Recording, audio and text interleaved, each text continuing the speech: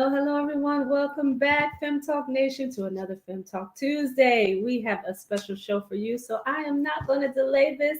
I want to bring in the beautiful ladies of Fem Talk. We have Shima Shishi Talks. Hello, Fem Talkers. Hello, and we have Dr. Mimi Melissa Simmons. Hello. Hello. We have a great show, and we're not going to delay because we have a special guest backstage. Yes. Her name is the Oracle, and we absolutely love her. So we're going to bring her in because we've got some special things to share. Hello, Oracle. Thank you so much for having me. So excited to be here and be part of the Fem Talk ladies and discover, transform, and erase some bad information that's out there. Yes. Absolutely. So we are talking about astrology tonight, everyone, but we are also talking about everything that connects us to this beautiful earth that we live on and to spirit. So that's why we have the amazing Oracle here. I'm gonna give a testimony first, right? Just because I got to give her credit where the credit is due. So I have been her client. She is absolutely amazing. She will help connect you to spirit. She will help connect you to some past lives, help you remove and break through some limitations. So you need to connect with her, and we will share her information. It'll come up on the screen. We'll share her information so that you can connect with her if you need to break some barriers. But we want to get into this conversation. So I want to ask you about, how it's all connected, because people think about astrology sometimes and they think it's voodoo or woo-woo or whatever other words they use to describe it. Talk to us about like what it means to really be connected to the sun, the moon, the stars, like what it all means.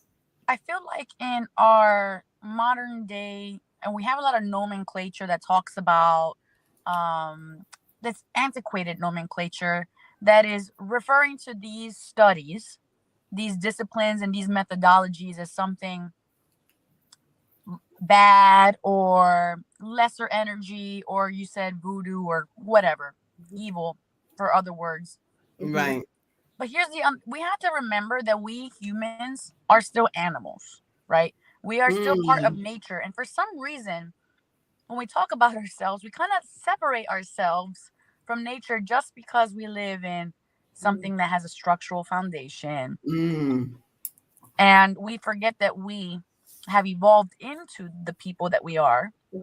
But since the beginning of time, humans have looked up at the sky.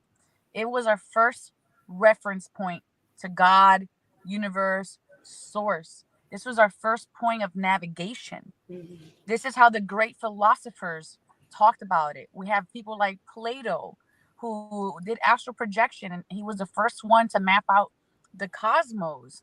Now, he had no access to that, but he was able to define that. And later on, hundreds of years after his death, was he proven correct on the things that he has seen through his astral projections. So in astrology, we're studying the transits of the types of stars, the planets, and the constellations. And the idea behind this is that when these frequencies, because each planet has its own individual frequency, gets closer or further away from us, it's just like a radio signal.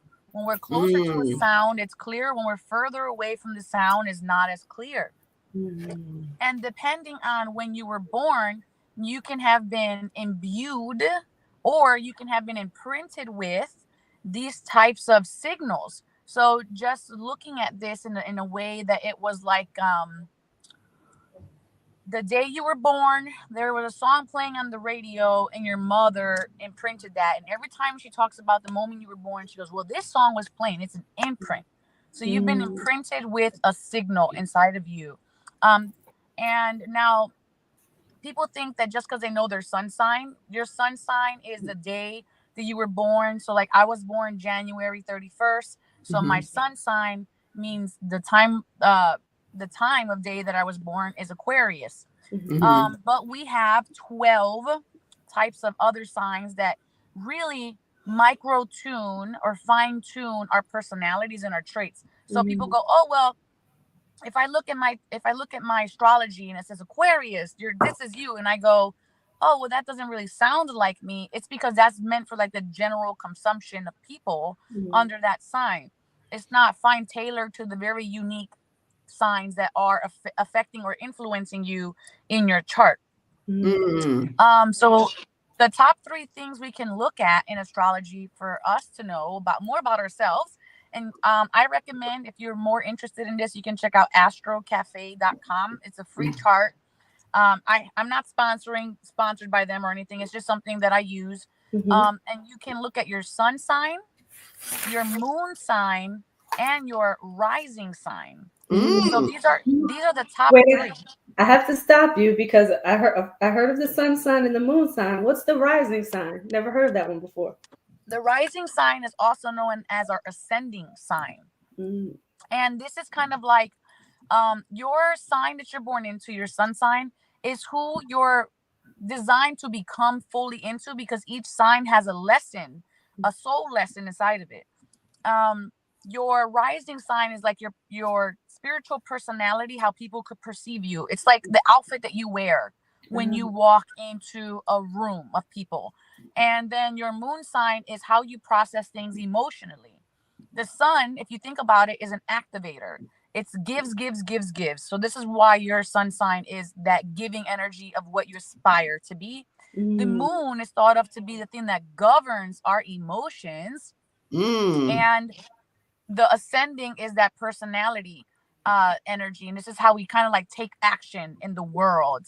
So for me personally, my sun is Aquarius. So that means I'm a humanitarian. We are the most rare sign of all of the zodiacs. Because we have the least population in the planet that's born under this sign. We're thought to be the sign that has the most geniuses. Because we are a forward-thinking sign. We're the sign of telecommunication. We're entering into the age of Aquarius now for the next 10,000 years. This is why everything is so digital now. Boom, boom, fast. We want to talk. We want to learn. We want to be inclusive, right? My rising sign is Aries, which is an action sign. It's the sign of me. It's the first sign of fire in the entire lineage of the zodiac. So it just wants to do for itself, but it's fast acting, it's passionate, it's relentless. And then my moon sign, being the emotional aspect, is Libra. So this sign is very charming. This sign is very it wants to make things beautiful. It's very luxury sign. It's the most romantic sign in the entire zodiac. So when you go into a Libra's home, you're going to see, oh, you like the finer things in life, because they're surrounding themselves with that charming, sophisticated luxury energy. And you guys can't see my car, but it has very special seats inside of it, because I definitely am influenced by my Libra sign. And as a musician, it influences me further because I feel I'm a very romantic woman. So yeah, that's just kind of like a little bit of jumping into the astrology of things. So this is so good. So first of all, you just schooled me on things that I just did not know about with the signs, because you only think about the sun sign, right? Like I know I was born on March 22nd. I'm an Aries. I don't even know. I knew about a moon sign, but I don't know what my moon sign is, and I definitely don't know what my rising sign is. So I'm gonna look this up while we're here. But how does one get started in taking a look? Because I know when I look at just Aries in general and the description of, and for the most part, there are some things in there that I don't agree with, but for the most part, I'm like, wow, this describes, me. So how does one get started in kind of figuring out how to put it all together? So you definitely need to know where you were born, because here's the thing that people don't realize. Hi. where you were born influences your energy. And if you move, when you move to a new location, it changes your energy in your field again. There's something called locational astrology. Every time you physically move to a place, it influences an aspect in your chart. So I traveled 11 countries in the last 2 years and 26 states. And when I need a specific facet of myself to be revealed, I look to see where's the strongest placement in my chart to be able to be influenced by that energy in my chart. So you will go to something like astrocafe.com. You need to know where you were born, and your time of birth. Your time of birth will get this really fine tuned to be able to look up each and every sign. If you did a general reading, it wouldn't be as precise as having your time of birth. And Okay. unfortunately, a lot of cities don't put time of birth on the birth certificate. Yeah. Yeah. So Because you're I gonna know, hopefully have your mom, Mine have especially, does. your mom with that memory. it's, I know. Ooh, I don't have. This is so interesting. The whole conversation. And what really brought it home for me a few years ago is when I went to Sedona, in Arizona, and we went and we had a guy take us, and he started talking a lot of spiritual stuff, and we was like, yeah, we just like, kind of didn't take what he was saying because we was like woo woo woo, but then too much of what he was saying was lining up to a Christian philosophy, and I said, "Wait a minute! I think we need to listen to this guy." And by the end of the tour, we was all believers. But when we went on when we went on this I guess rock, the frequencies and the energies now was palatable. You could feel them in your body. You could feel them around you. I mean, you could feel, like your hands moving. So this whole concept of energies, and that's why a lot of people go to Sedona and do these things, because that's one of the areas where the energies are, I guess, more evident than other places. So this really opened up my mind to the fact that there was a lot more behind this, and that oneness with the spirit is how you really, really tap into what the Lord is saying to you. You could hear him, you could feel him more. You don't second guess when you feel the spirit talking to you. You hear the spirit talking to you. So to me, I think it allows you to really learn more about who you are in the Lord, how he wants you to operate, to your point, how he wants you to like move, even as he speaks to you of other people, how you hear him, so that you could be that blessing that he sent into the world to speak to people. You're his hands, his feet, his mouthpiece. So this is to me just amazing. And I mean, everything you said, I'm going to look it up and try to figure things out, because I want to know more. So I like the way you express this, and to your point, I just want to bring us back so that we still have primitive programming, and it is not beyond our capacity to open different facets of our mental or our quantum field. I'm going to get into a little bit of science side and out of the spiritual realm. And if we look at seagulls who see other seagulls in ultraviolet, or there's anemones in the bottom of the ocean that can see a spectrum of color that we can't see, how birds navigate is through the ability to feel the frequencies. We're still animals. It's just we have not been trained, and I'm not saying all of us, because there's a lot of cultures still now, like indigenous culture, or like when I was in Colombia, or even aspects parts in Romania. There's still a lot of cultures that teach how to connect to the intuitive aspect of ourselves, that are not just spiritual but also connected to the nature, because we are still natural things. And I like that you said about we are, and I'm going to use my own terminology, creator, source, spirit, but all in all it's still the same. And I like to look at this as a way of saying I will never put an experience that someone's experiencing in a box and say that it is only called this, because we reach far beyond the time of language. Language didn't always exist, and there's so many types of tongues on the planet that the same thing has many, many, many, many names.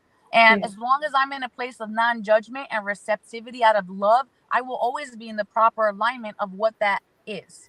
And I feel like that's what we have to remember. Um, to your other point about being a mouthpiece or hands, I'm a psychic medium, a healing medium by I can't say gift. trade, by gift, by Gift. chosen, Me by too. choosing it back, choosing it in Yes. return, and fine tuning my skills. I had a wellness center that ran for 7 years that Spirit opened with $5 in my pocket. By listening to Spirit, I healed a disability that I should have never been healed from. I couldn't walk. I passed out more than multiple times a month. I had cognitive impairments. I had fibromyalgia.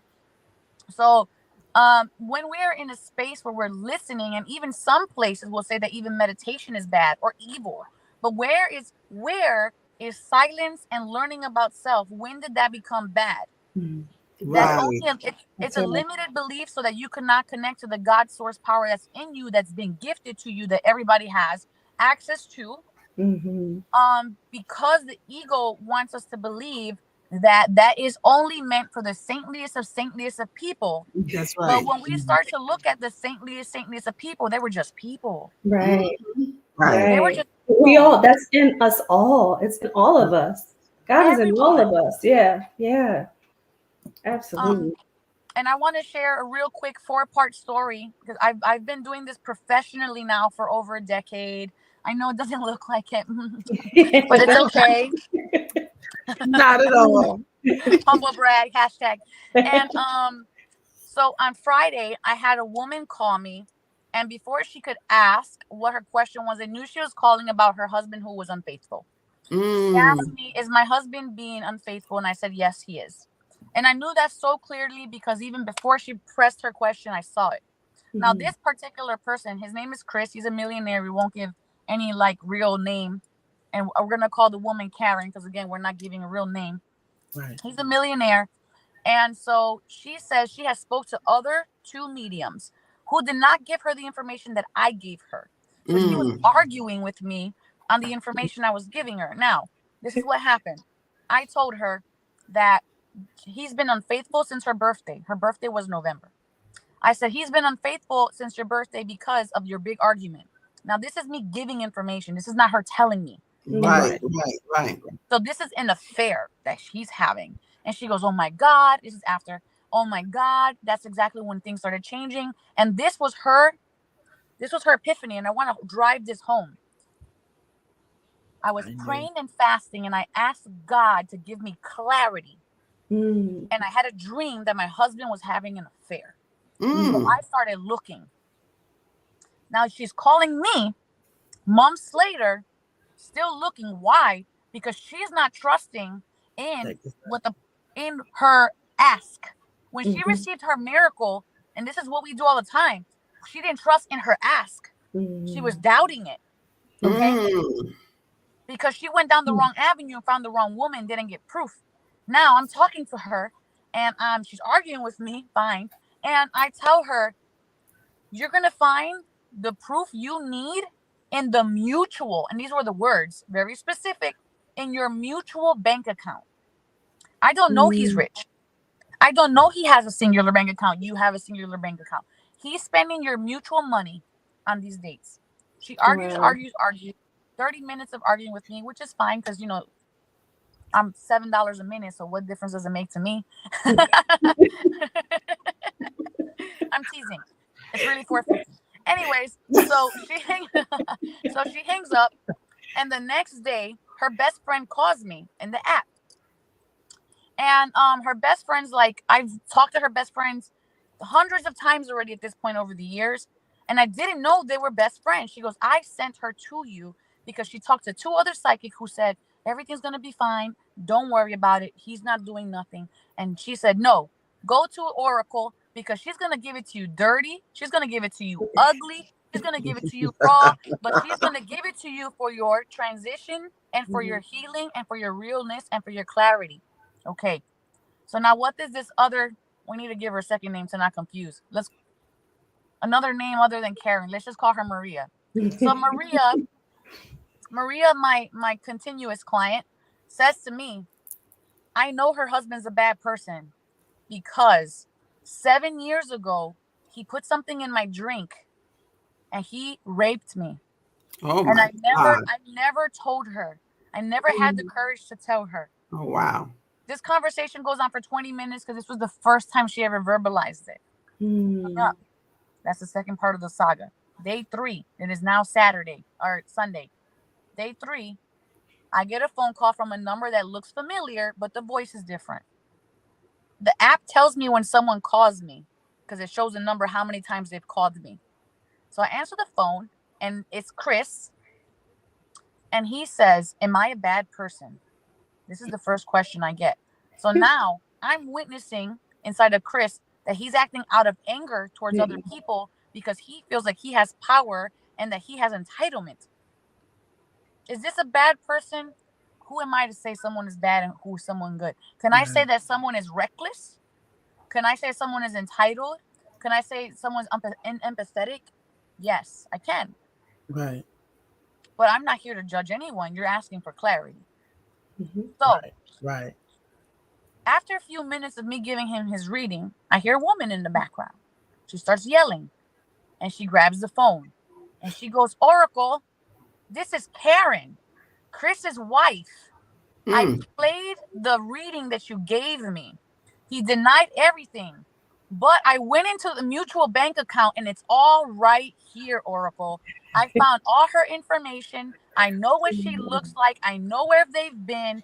And he's lying, saying that he's not had slept with her, that he's only given her $100, but it was all here the whole time. You were correct. And I want to thank you for giving me this information, because I asked God for clarity and I cried and I cried and I cried.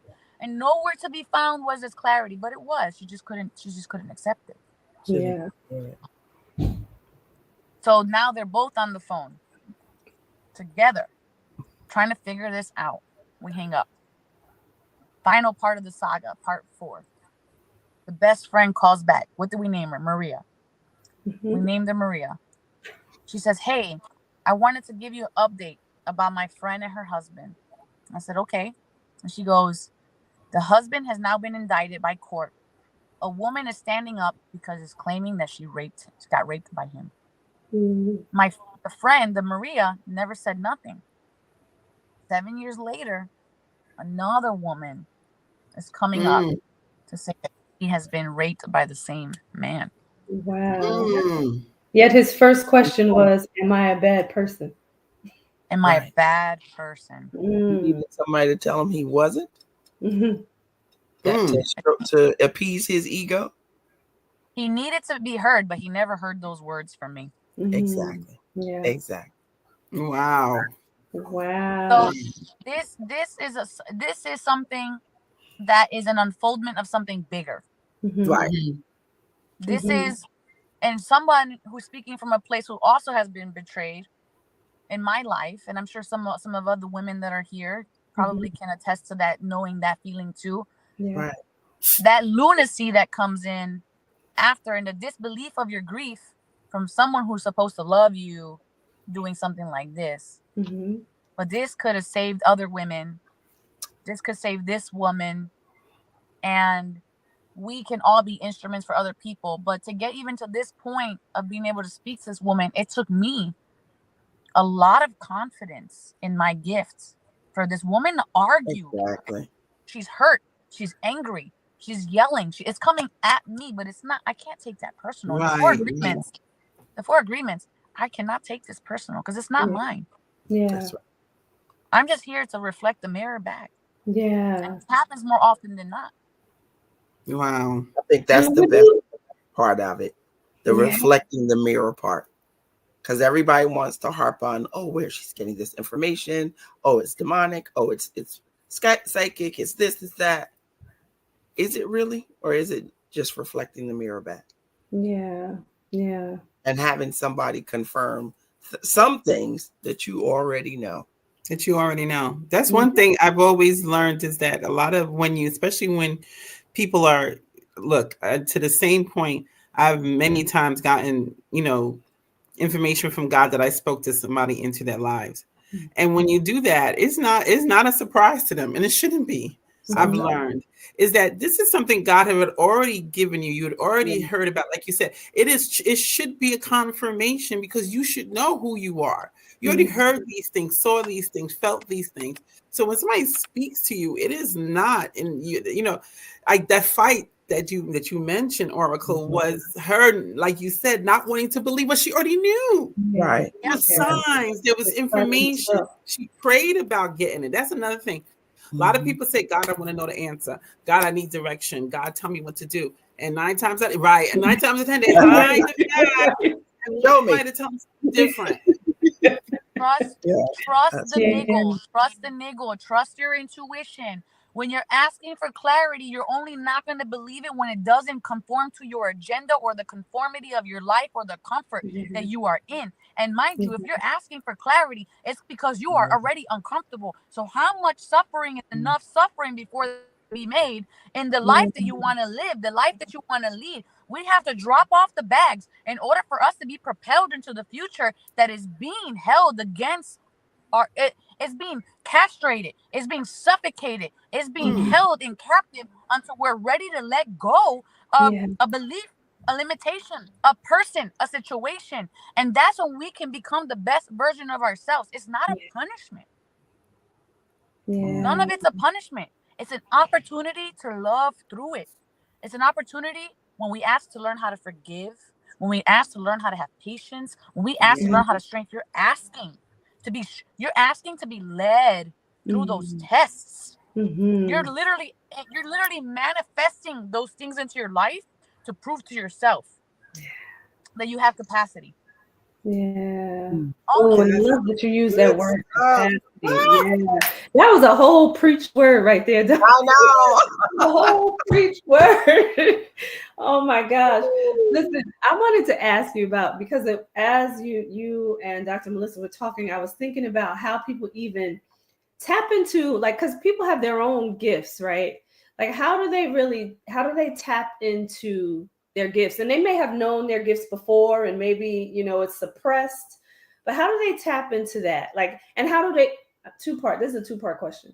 How they tap into their gifts, that's number one. And then number two is, because we were talking about that whole 4-day saga, how do you trust the gifts? That's Those are two really important questions. So there's plenty of information online. There's plenty of books. There's plenty of teachers. I'm one of them, oracleoverpower.com. But I would say is how do you learn in the mundane world? Is it through hearing? Is it through seeing? What sense do you use to learn in your world? Because that is your natural ability in how you pick up information ethereally. Okay, for me, I'm very visual. I notice details. When I was growing up, I did visual communication very effortlessly. I was a young girl, maybe even 9 or 10, talking to people who were 60 years old, asking me for guidance, and I never understood why that was a thing. But it was just obvious and apparent to me.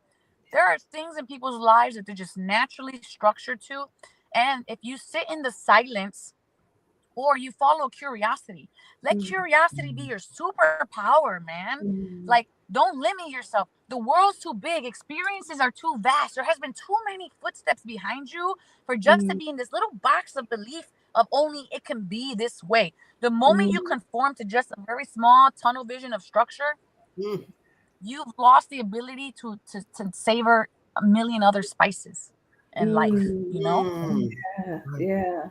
And you said something else, and because I know you and because I've worked with you and we've gone there, you talked about the footsteps behind you. I want you to mention why, like, ancestry comes up a lot and why it's even important for the now and for who you are now. It's important. Oh, about the trust real quick. So in order to get to trust yourself and your intuition, start a journal, start a log, be the scientist of your life and log it. Even if it sounds wild, I had a dream. There was one day I had a dream about my ex-partner being murdered, and I saw a very specific color and a specific can, and that day he got shot. Okay. And so write it down. Tell people about it, because what you're doing is you're creating a validation inside of yourself. Seek it. Okay. The ancestor. We ourselves are all connected through DNA. This is why when you do an ancestry.com, you go, oh my God, I'm from Syria 1.0. I'm Egyptian 1 point something. That is information that's sitting inside of your cellular memory of your body. It is literally in your blood information. So there's no way that you could cognitively keep and store all that information. And all of those trials, all of those dramas, all of those tribulations, everything, all of that, everything has been stored and imprinted inside of you and is passed down for the next person to make adjustments and then pass down. And then they make adjustments and then pass down. So this is why you could have a gene inside of you from 10 ancestors ago that gives you baldness, or some weird genetic condition from like 20 people ago. if, I want people to think of it like this, if something from 20 people ago could affect you physically, why could it not affect you emotionally? Why do we think there's a barrier there? It's not. Right. Yeah. You are still them processing what they haven't completed. And so many people, so many people struggle with mental incapacity or mental imbalances, and blame themselves, or can't, like, look, I'm a bad person, I can't figure this out. And one of the things I realized in listening to the stories of my mother, her mother, and a few of those stories, was that certain things in my lineage is not because of the person that I'm looking at or who I am. There's been things passed down to us, so that my feelings of like I did something wrong, number one, is out, meaning that I didn't do this by myself. But number two, I can now deal with it, to your point, in a different way, because I've seen the manifestation of how they dealt with it, which wasn't to the healing of it. So, but now in my generation, because I've seen what the other generations were bringing in, I can work on the healing of it. Yeah. Because now I recognize the same symptoms that I'm dealing with that were being dealt with in the past in my other generations. Yeah. And that that feeling of I'm not worthy kind of dissipates, because this wasn't something you created. A lot of people think that their negativity is something they created, and it's not. Oh my God, that was so good. That's why culturally, this is right? Generational trauma passed down, informational trauma passed down. What is the thing that we have that your ancestors didn't have? Access to information. This is the informational age. Yeah. We need to use the access to the information to the best of our ability so that we make a change. And here's the thing. We don't just make a change down. And what I mean down is our children. We can make a change up. Yes. Up to our parent, our grandparent, my mom, bipolar my entire life. 5 years of working with me, off all of the medicine that she was on for 30 years. Jesus. Yes. So it's not just your biological children. I have a stepchild who I raised. It influences everyone you touch, because knowledge and memory is passed from person to person when you enter the similar state and you have resonance between you, trust, heart coherence, influences, and it adapts into that person's belief system. You are a spark. You are one candle that illuminates 1,000 other candles. There is not information that's too small to pass down. If you think it's falling on deaf ears, or someone's not taking actionable steps to what you perceive them to be, you are seeding. You are planting a seed. And it's not for you to stand underneath that tree, but it's for you to witness the oxygen, because that's as far as you're going to get, because the rest of that, it's not for you to witness. Yeah. Ooh. Wow. Oh, right. The breath of life. Did she just say the breath of life? Yes, she did. Wow. Sounded like yes, she did. Oh, you have to come back, Oracle. I will just touch the surface of all this stuff. I told you. I'm going to give another testimony just from working with you, because you talked about other dimensions. We went into ancestry, and I could go back, but that would take a long time. But I wanted to mention some other things that came up for me when I was working with Dominique. First of all, I was awake, right? And there was this illumination that I knew it was spirit, right? I was completely awake. It was like in my hands, right? And I knew it was spirit coming to me for something that I needed, right? As we were working through things. But I was completely awake. I was not asleep. I was not dreaming. It was illumination in my hands, the spirit. I saw an angel behind me, clear as day, right? And I also saw a glimpse of another dimension. Now, this may sound crazy to other people, right? And I didn't even know what to do with this. Again, awake. I was not sleeping. I was not dreaming. I was awake, and I saw a glimpse of another dimension. And the next time I talked to her, I was like, is this possible? Like, is this real? This is real. But it's like when you start to awaken certain senses, right? And awaken even your belief, right? that there is this connection. And I'm going back to the astrology for a minute, because there is this connection with God, with source, however you want to put it, even with the universe. And for me, it's like God made the universe, so we are connected to the universe. So when you start to make that connection, you start to wake up, and some of your senses start to wake up. And there's things that happen that you will probably, it might freak you out even a little bit, right? Because your belief system of the old tells you that stuff is not real, right? But I wanted to mention that there's certain things that come up. Now, I know that these things were for me, and I'm not going to go into my whole story, right? We'll have to do that some other time. But I know that they were personally for me, from what I was working with through working with Dominique. But I'm just saying, like, the awakening that happens that's what I really wanted to get to. There's an awakening that happens, and you will have certain experiences that you probably wouldn't even believe possible until you actually go through it. So I just wanted to mention that. I had to give a testimony because I just want to talk about how amazing she is. She is a light. She is a loving person. For anybody out there who believes that this stuff is woo-woo, it's not. It's not. When people come with love and the right spirit, it is not woo-woo, and you will be able to get rid of things that have been holding you down for years. Yes. And I can tell you stories about things that came up through that process, things that I have been able to release. So I just wanted to mention that because I had to give a testimony. These things are real. And I'm God's child through and through, unapologetically, all day long. But I still believe in our connection to everything else that God has provided us with. So Amen. Anything kinder, more loving, more empathetic, closer to your knowing, wiser, and more in service to others. Trust it. Just trust it.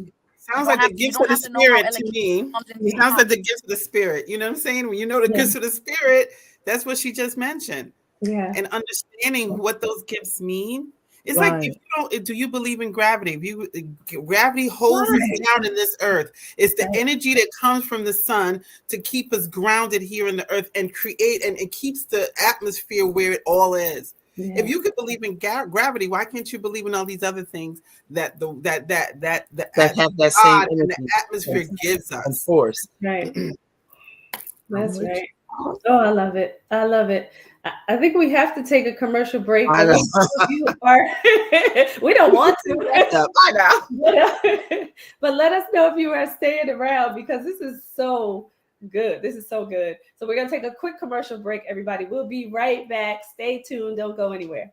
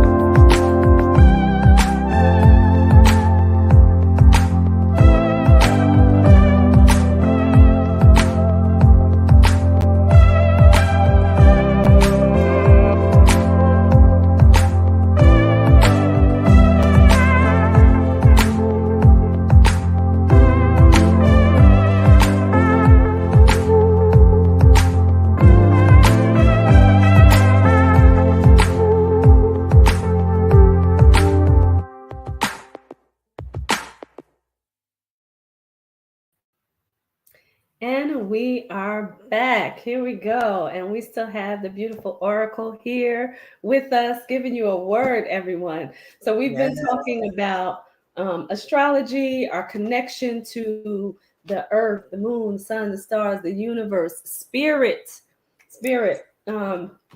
So I don't know if you ladies want to ask a question, because I could go on and on and on. So I'm going to give somebody else the opportunity to speak. One of the things I would love to know is what happens when, a lot of people, I've heard a lot of people wanting to get readings, and one of the things you said you do are readings. What is the process? And do you come in there telling you something, or do you just pick up from the energy the person is what they need to know? Like, how do you go about that? Okay, so with a reading, There's different types of readings, and none of them are innately evil. We're just listening to information. We are fluent in a language that other people aren't because we've trained ourselves to listen into the capacity that's our strongest natural ability. And for me, I'm clairvoyant. Sometimes I hear things, but mostly I see things like charades. So if you ever played charades with me in real time, I would be the best person to choose your partner. Hands down, pick me, okay? The process for something like that, I do different types of readings because they have different things. There's something called Akashic reading. Akashic reading is the information of everything that has ever been, everything that ever will be. Trees have information. There is something there, the most known one is tarot. Tarot are basically just pieces of paper with pictures on them. Pieces of paper with pictures on them that don't have a good or bad value, kind of like money. It just is what it is. This is nothing. There is nothing attached to this piece of paper but a neutral standpoint for guidance. Tarot originally was made as a game to talk about the daily activities of somebody's world and to create conversation. It started to be when the church started to populate and move away from anything pre-church, paganism, etc. That's when we started to deem it as bad, because the church wanted us to have and only rely on the power of the church for our information to be received from them and their doctrine. Right. So if you're listening to anything else other than us, we're going to deem this as bad. Okay. Exactly. What happens for me, and I can't talk about for everyone, but for me, because I'm a channeler, there's two ways to do this. Someone could grab a deck of cards, and there's 72 cards in here, and memorize them from bottom to top, back to front. Every color, if it's upside down or if it's upright, means something different. The combinations mean something different depending on what it's next to. These are angel cards, by the way. And so this is a discipline that can take average of 10 years to learn. For most people, it takes 10 years to learn tarot because it's that detailed. And that's only if you're just reading the actual card. For someone like me, who opens a channel, I invite the angels into my space to protect us, to give us the highest clarity. And what I physically feel in my body is like a waterfall on top of my head. And it feels like water is being poured into me with a sense of pressure around me. So like if you were to go into water, you feel pressure. And when you come out of the water, you feel heavy. So those ambient pressures are felt in my body while I'm giving a reading. And then I can feel if in my emotional body, I can feel sad, happy. If I'm doing a mediumship reading, which is me talking to crossover loved ones, and I just did a gallery reading, which was speaking to 30 people at one time with their spirit that they brought in, who they wanted to speak to, and they just all sit there together, and I pick and choose who's getting the message, and I'll deliver a message from their crossover loved one. And when something like that is happening, I, the human, have to learn to distinguish me and the spirit, because the spirit's death, I felt shotguns, like I felt myself shot. I have felt the agony of the death. I have felt the grief of the moment, the unfinished business. I have felt that in myself, and I can't let that feeling carry me away, because then I'm just a crying mess of emotion. So yes, it does affect me, but I have learned to differentiate and understand that this is not mine, that I'm just holding it for a moment. I'm holding the hot pot just for a moment until I place it on the table for someone else to consume. And then once they're eating it, I don't have any recollection of what was even in the pot to begin with. I just know I was the waiter. I grabbed it. It was hot. I placed it. You ate it. Okay, you had a good time, or you received it. You're full. You're satiated, and I move on. Wow. Yeah. But for me to do that, I have to stay authentic. I have to stay in for agreements again. I have to make sure that what I'm saying is true, and I have to kind of close my eyes to the reaction of the person in front of me, so it doesn't influence the confidence and the understanding of the information that I'm getting. Because in the beginning, when you're just learning, you're like, oh, like they're freaking out. So it's like you're once you get to the point where you're confident, then like you can look someone in the face and go, "This is just what it is," Right.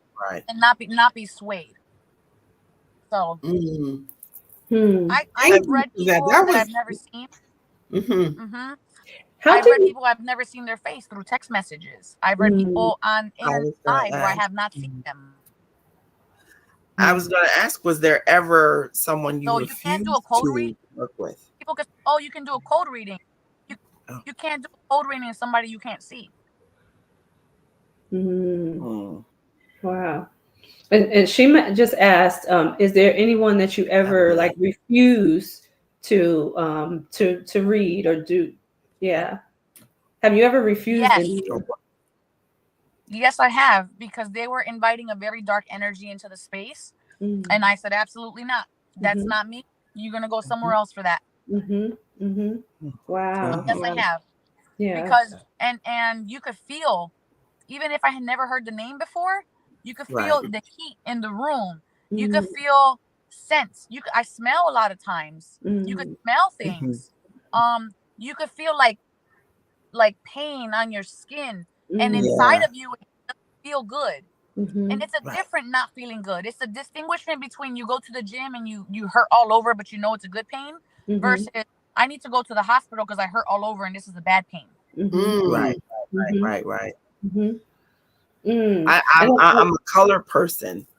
I see colors on people and in people, and I moved. Talk about being in a different area from where you were born.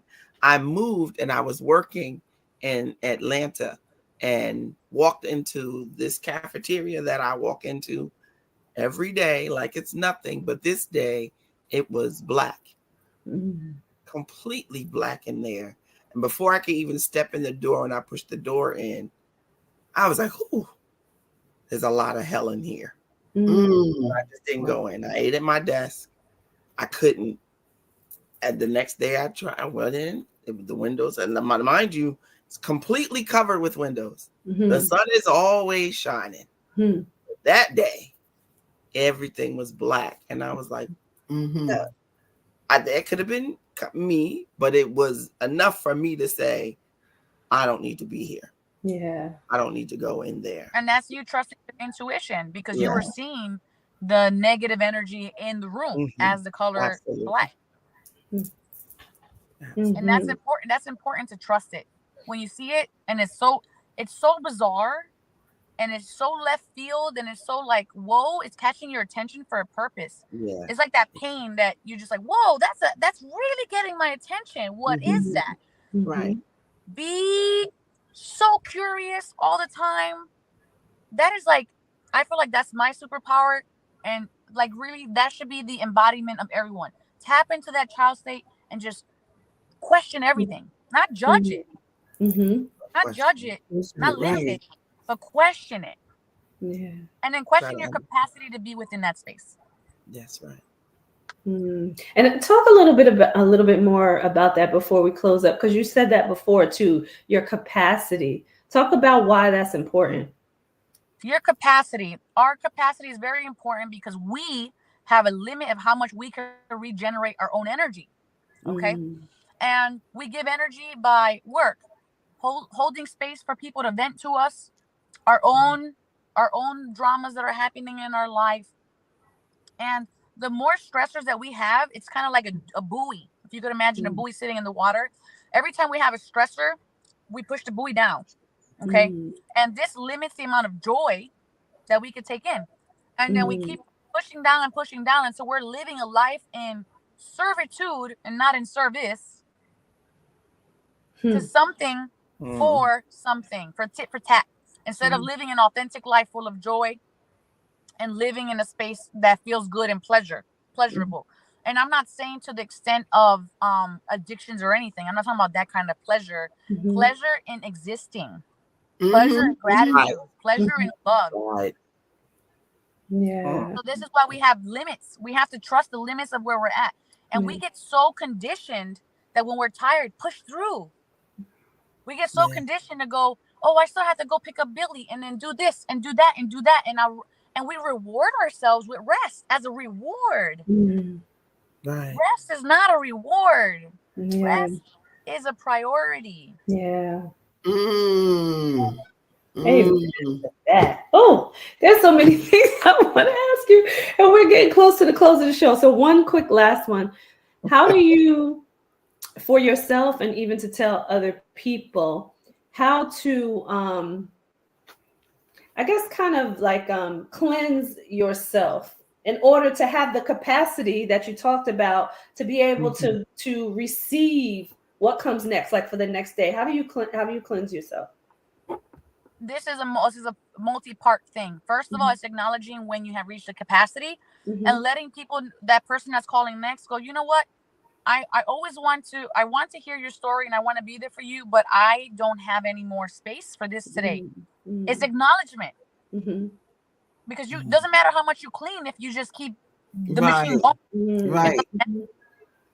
The second thing is doing the things that nourish you and recognizing what are the things that nourish you when you're stressed. Walking, oh, balloons, hey, Yeah. walking, bath, sea salt bath, gentle music, limiting your intake of stressors, including what people forget, including violence, those CIS shows, UFC, pornography, drama, even idle TV that's just like Jersey Shore or like things that are just meant to give you like dopamine rushes and gossip. Limiting these things help your capacity grow. Being authentic to recognizing when something doesn't feel good, to just step away. If I'm at a table and somebody's gossiping about somebody else, I say, I'm not here for the he said or she said. That's not for me. And I have literally, the person who's afraid to offend cannot be honest. The person who's afraid to offend anyone can never be honest, and therefore you are not authentic. Get up and move. Get up and move. You can't control mouths of other people, but get up and move. Cleansing yourself is something simple. We can do things like a prayer is a cleanse. Sage is a smudging ritual of cleansing. Visualizing golden light while we're in the shower and then imagining that the soap does is negativity draining from us is another cleanse. Going and walking into nature without music, without talking, your feet on the ground, and you could imagine like every time you touch the earth that you're leaving a flower behind. So you're very mindful of your steps. Looking at water, looking at live water for 20 minutes changes the biochemistry in the brain. Wow. Beautiful way to cleanse. Yeah. Things happen when we connect with nature. So nature is your mother who is nourishing and giving all the time. Just like gardening. I love gardening. Why? I took up gardening this year. Oh my God. And I keep on telling everybody, it's so, I feel so calm and I feel so like I feel a peace come over me doing that.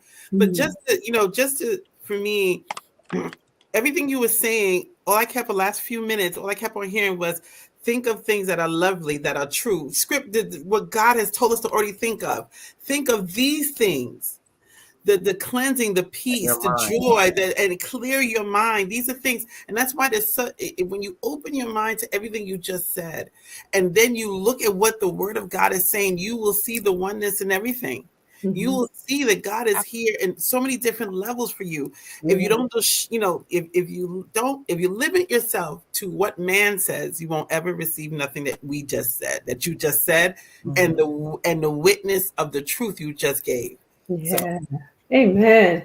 Well, I hate that we have to close this show. Everybody, this was so much for 30 minutes. Good. Yes, you have to come back, Dominique. You have to come back. Thank you. But we love you. We thank you so much for being here. Everyone out there, stay tuned for when the Oracle will come back to bless the show once more. And we also want you to join us again next week right here on Fem Talk at 8:30 p.m. Eastern Standard Time. Always.